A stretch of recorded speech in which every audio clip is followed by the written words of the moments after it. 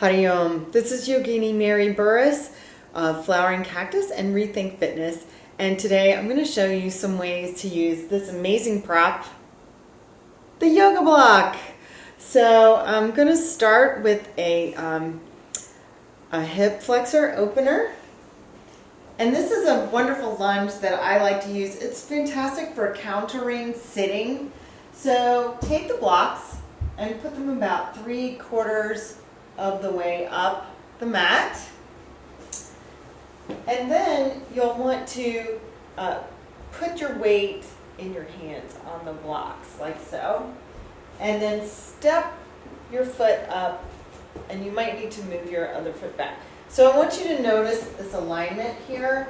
My ankle and knee are stacked, okay? So this is very important because this is the strongest angle. So the way to do this is then put your weight in your hands. That way your hip flexor can really relax. Breathe in, exhale, and let that hip flexor just melt down. And you'll hold it for about 5 breaths. So we'll go ahead and breathe for 5, 5, 4, 3, 2, and 1. Okay, so now we're going to switch sides. So if your knees are really delicate, you'll want to have a blanket here or something. So however you need to get this other foot up there, and again, same alignment. The reason that the weight is in the hands, again, is so that the hip flexor is not working. Breathe in, exhale, let it relax. So what I mean is, so that the hip flexor is not holding you up. It's not supporting your weight. And that's important for it to really relax. It should feel very loose, like it's, a rope that's just dangling slack. Okay, notice my shoulders are down, not up here, lifted. Weight is in the hands. So we probably have one more breath here.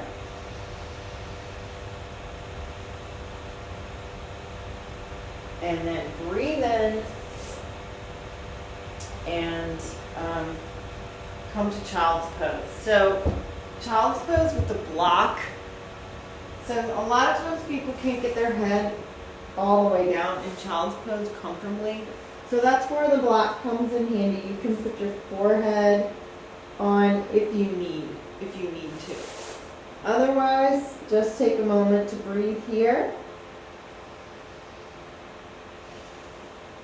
Breathing way down in the lower ribs here. And then we'll move on to the next pose. So the next pose, using the block that I like to show my students, is a supported bridge pose. Now the height of the block is going to depend, or the way the block is positioned is going to depend on your level of flexibility. So if you have like 0 level of flexibility of arching your back, you'll want to start with the block flat like this. If you have some range of motion there, you want to turn the block up. If you have a lot of range of motion, you'll turn the block this way. But you want to err on the side of conservancy. Okay? So in other words, if you don't know, start with the block very low. So I will not look in your direction when I'm in this position. You should not turn your head when you're in this position. So I will demonstrate the safety of that. So the heels, I'm going to move this over here. Heels come up towards the glutes. Press the feet into the floor to raise the hips up, and then tuck your shoulders. Then take your block, and then wherever the level is, if you're really not flexible, you're going to start here. If you're somewhat flexible, you'll be here. And then if you're really, you're good at back bends, You can place the block here. You want it to be comfortable for you. So I'm just going to demonstrate the intermediate level here. You want it to be comfortable for you, and you want your shoulders to be tucked, your palms facing up. And this should lengthen the upper part of the body. So what happens in our society, in our culture, is we sit way too much. No, I'm going to need to turn this up. We sit way too much. And so our bodies tend to crunch over in a C curve forward like this. So in yoga, we counter that. So we need to counter that C curve with a curve in the opposite direction. And that's what we're doing with a back bend. Now a supported back bend with a block is great because you can relax on it and it allows your muscles to adjust to this very different posture kind of at their own pace. Like just, lets them relax into the posture. And that's helpful in gaining flexibility and mobility in the back where there is not much. Or gaining more if you have some. So generally we hold positions for 5 breaths, and this has been probably a little more than 5 breaths. So in order to remove the block, you'll need to press into your feet to lift up a little higher, and then come down nice and slow. You want to be very nice to your lower back. So when you're done, very gently, bring your knees to your chest. You definitely want to do this slowly. And then just rock from side to side to give your back a nice little massage. Okay, so the next position is a supported fish pose, Matsyasana. So this can be a little tricky for people, figuring out exactly where the block goes, okay? So I'm going to do my best to explain it, and then I'll demonstrate it. So, my shoulder blades end right here, and I just happen to have a sports bra on. You may or may not have one on, depending on who you are and what your preference is. But this is the bottom of my shoulder blades. So I want the top of the block to be at the bottom of my shoulder blades. Okay? So I'm going to put this right there, at the bottom of my shoulder blades. If it's too high, you're going to squish your shoulder blades and you'll feel it. Okay, you'll know if it's too high. So just coming down right where that is, and if you're not terribly flexible this way, you'll want to put something under your head, whether it's a block, or this block is, probably even too high because it's kind of even with this other block, but a pillow or whatever. If you're more flexible, you can bring your head down to the floor. And you can have your feet together in Padmasana like this with your knees out. You can have blocks or pillows supporting your thighs if that feels good.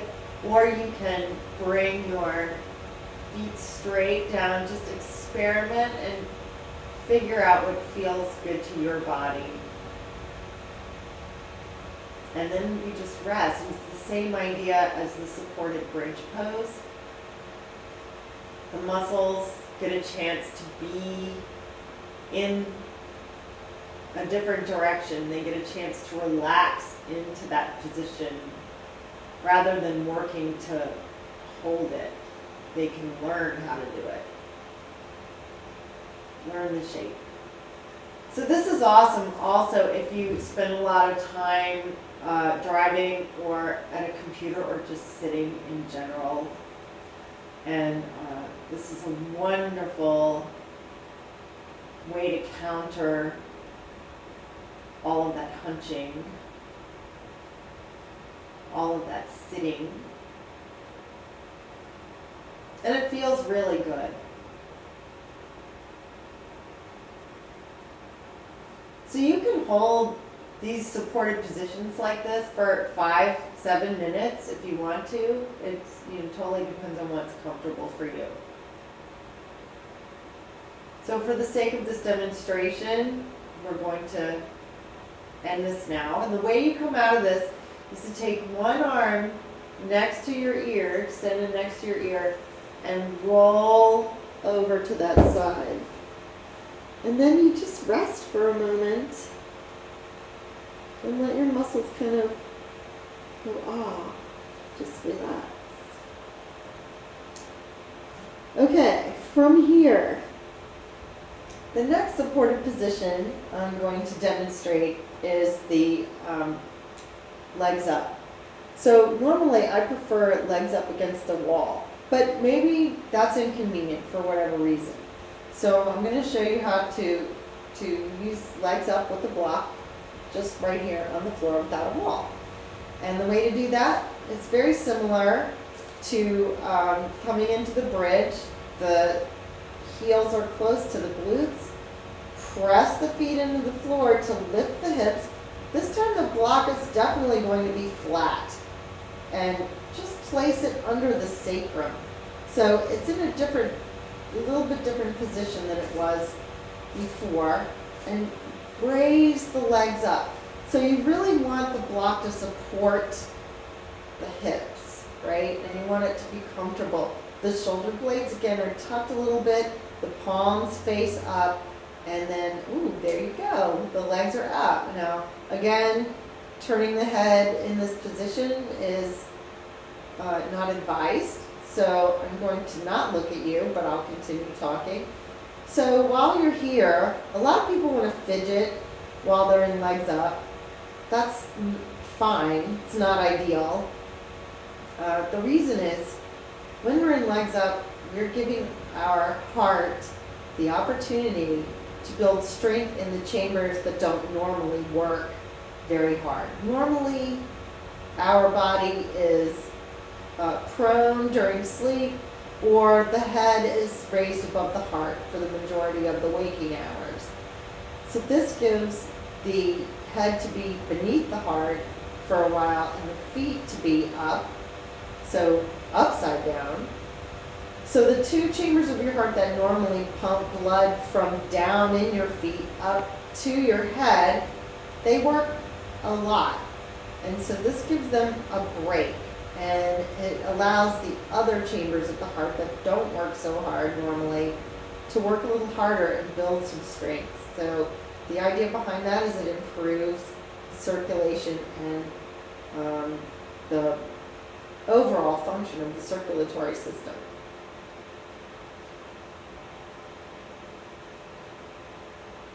It's also a the word I'm trying to find here is restorative pose. So in the afternoon, when you start to feel tired, rather than reaching for something with sugar or caffeine, you can just go upside down. And also, being upside down helps your brain to see things with a different perspective. So that's really good. Again, you can hold this pose for 5 to 10 minutes. Just for the purpose of this video, we will not be doing that. So bringing the feet down to come out. Pressing the feet into the floor to lift those hips and sliding the block away.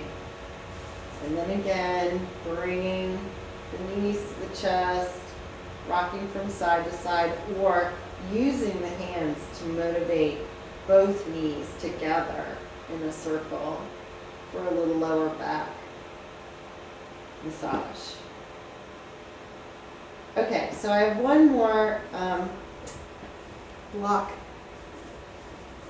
pose to show you, and that is the forward fold. So with the blocks for support. And the way that that goes is the legs come out to the side and the blocks come in front of you. And again, depending on how flexible you are, your range of motion here, will determine where the blocks go. So for example, if you have very little range of motion here, and remember you're not folding at the waist, you're folding at the hips, okay? So if you have very little range of motion, maybe the blocks are up here. Maybe you have even less range of motion and you need to stack your arms on top of the blocks or your fists, but you want your head to rest here. And then you just adjust the blocks depending on your level of flexibility. The lower you go, the further away the blocks go from the midsection of your body. So, for example, maybe, you're here, or maybe you only need one block to support you. And as you hold this pose, you might, feel your muscles relaxing and releasing. You might change the position of the block as you feel more flexible. So I'm not suggesting that you come all the way down. Just find your range and stay there. So forward fold using the blocks. And then you just rest and breathe. Breathing into those lower ribs.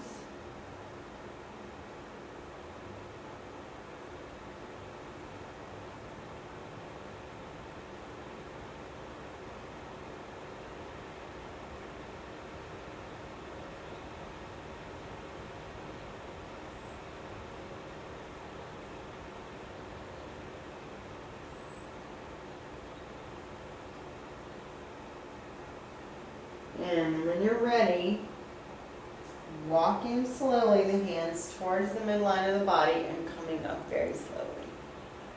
All right, so I think that is all the things I wanted to show you with the blocks today. So enjoy using your yoga props, and thank you for watching. And if you're interested in seeing more how-to videos or some full practices, check out my YouTube channel. It's Mary Burris of Flowering Cactus. Namaste.